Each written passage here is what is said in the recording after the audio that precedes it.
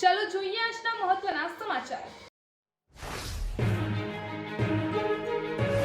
મહેસાણાના સાંઈબાબા મંદિર પાસે આવેલા જહુ માતાજીના મંદિર સામેના રોડ પર શનિવારે 30 મે સવારે ગમખ્વાર અકસ્માત સર્જાયો હતો, જેમાં પૂર ઝડપે અને ગફલતભરી રીતે આવી રહેલા એક બોલેરો પિકઅપ ડાલાના ચાલકે સ્પોકન ઇંગ્લિશના ક્લાસ જઈ રહેલા બાઇક સવાર યુવકને જોરદાર ટક્કર મારી હતી। અકસ્માત સર્જ્યા બાદ ચાલક પોતાનું વાહન લઈને ઘટના સ્થળેથી ફરાર થઈ ગયો હતો। આ મામલે મહેસાણા શહેર એ ડિવિઝન પોલીસ મથકે ફરિયાદ નોંધાઈ છે। ગઈકાલે મોડી રાત્રે મહેસાણા શહેર સહિત સમગ્ર જિલ્લાના વાતાવરણમાં અચાનક મોટો પલટો આવ્યો હતો। આકાશમાં જોરદાર વીજળીના ચમકારા અને તેજ ગતિએ પવન ફૂંકાવા સાથે કમોસમી વરસાદી છાંટા પડ્યા હતા। જિલ્લાના વિવિધ તાલુકાઓ જેવા કે ખેરાલુ, સતલાસણા અને વડનગર પંથકમાં પણ રાત્રિના સમયે છૂટાછવાયા વરસાદી ઝાપટા પડ્યા હતા। અચાનક આવેલા કમોસમી માવઠાને કારણે સમગ્ર પંથકમાં ગરમીનું જોર ઘટ્યું છે। ખેરાલુ પંથકમાં મોડી રાત્રે અચાનક વાતાવરણમાં પલટો આવ્યો હતો। રાત્રે લગભગ 11:30 વાગ્યાની આસપાસ ભારે પવન ફૂંકાવા લાગ્યો હતો, જેના કારણે ચારે બાજુ ધૂળ ઉડવા માંડી હતી। દિવસભરના ઉકળાટ બાદ ઠંડા પવનો અને વરસાદી છાંટા પડતા ગરમીથી રાહત મળી હતી। આકાશમાં વીજળીના ચમકારા જોવા મળ્યા હતા અને કાળા ડિબાંગ વાદળો છવાઈ ગયા હતા। ભારે પવન સાથે હળવા વરસાદી છાંટા પડ્યા હતા, જેણે વાતાવરણને ખુશનુમા બનાવ્યું હતું। હવામાન વિભાગ દ્વારા કરવામાં આવેલી આગાહીના એક દિવસ પહેલા જ વાતાવરણમાં પલટો જોવા મળ્યો છે। અચાનક આવેલા બદલાવથી સ્થાનિકોને ગરમીથી રાહત મળી હતી। ઊંઝા ગંજ બજારમાં દૈનિક 12,000 બોરી જીરાની આવક નોંધાઈ છે।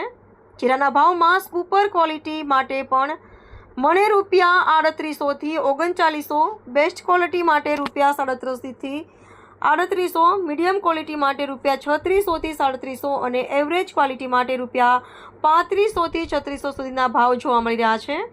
જૂના જીરાનો ભાવ મણે ₹3600 થી 3650 રહ્યો છે।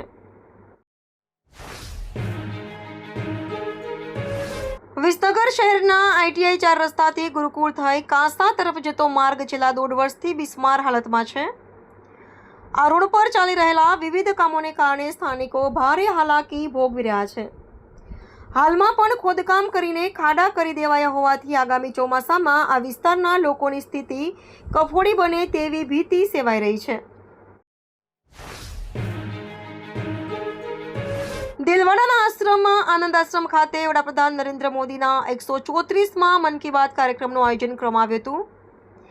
આ પ્રસંગે ભાજપના કાર્યકર્તાઓએ કાર્યક્રમ નિહાળી માર્ગદર્શન મેળવ્યું હતું। મન કી બાત ટિફિન કે સાથ બેઠક અંતર્ગત તમામ આગેવાનો અને કાર્યકર્તાઓએ સાથે ભોજન લીધું હતું। ત્યારબાદ આગેવાનો દ્વારા ભાજપના કાર્યકર્તાઓને આગામી કાર્યક્રમો અંગે માર્ગદર્શન પૂરું પાડવામાં આવ્યું હતું। 31 મે 2026ના રોજ આજે અમદાવાદના મોદી સ્ટેડિયમમાં ગુજરાત ટાઇટન્સ અને રોયલ ચેલેન્જર્સ બેંગ્લોર વચ્ચે IPLની ફાઇનલ મેચ રમાવાની છે, જેને લઈને ક્રિકેટ રસિકોમાં ભારે ઉત્સાહ જોવા મળી રહ્યો છે। અમદાવાદ એરપોર્ટ પર બોલિવૂડ એક્ટર અને એક્ટ્રેસનું આગમન શરૂ થયું છે, જેમાં વરુણ ધવન, પૂજા હેગડે અને મૃણાલ ઠાકુર સહિતના સેલેબ્સ આવી ચૂક્યા છે। જ્યારે સ્ટેડિયમ પાસે લોકોનો જમાવડો શરૂ થયો છે અને આબેહૂબ વિરાટ કોહલીના હમશકલ યુવક સાથે લોકોએ ફોટા પડાવ્યા। હવામાન વિભાગ દ્વારા કરવામાં આવેલી સત્તાવાર આગાહી વચ્ચે ગુજરાતના વાતાવરણમાં મોટો પલટો આવ્યો છે। 31 મેની મધરાત્રે 12 વાગ્યા બાદ મહીસાગર, સાબરકાંઠા, અરવલ્લી, અમરેલી, ગીર સોમનાથ અને અમદાવાદ સહિતના જિલ્લાઓમાં ભારે પવન, તીવ્ર વાવાઝોડું અને વીજળીના કડાકા ભડાકા સાથે ધોધમાર વરસાદ તૂટી પડ્યો હતો। રાજ્યના શહેરી વિકાસ અને શહેરી ગૃહ નિર્માણ વિભાગે અમદાવાદ, રાજકોટ અને સુરતની અનેક ટાઉન પ્લાનિંગ TP સ્કીમોને મંજૂરી આપવાનો મહત્વનો નિર્ણય કર્યો છે। વિભાગ દ્વારા જાહેર કરાયેલી નોટિફિકેશન મુજબ અમદાવાદના પાલડી એક્સટેન્શન અને આંબાવાડી વિસ્તારની TP સ્કીમોને અંતિમ મંજૂરી આપવામાં આવી છે, જ્યારે અમદાવાદની વિરોચનનગર ખોરજ વિસ્તારને લગતી TP સ્કીમને નામંજૂર કરવામાં આવી છે।